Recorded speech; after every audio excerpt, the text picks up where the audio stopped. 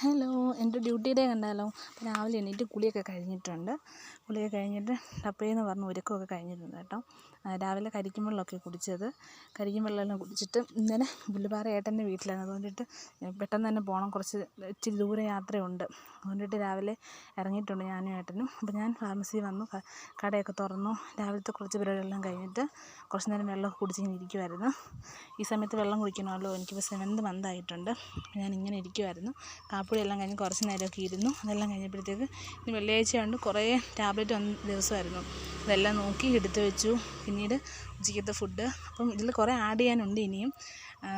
അടുത്ത വീഡിയോ ഞാൻ അടിപൊളിയായിട്ടൊക്കെ ചെയ്യാം കേട്ടോ. അപ്പം ഉച്ച കഴിഞ്ഞിട്ട് കുറേ ബില്ല് ചെയ്യാനുണ്ടായിരുന്നു.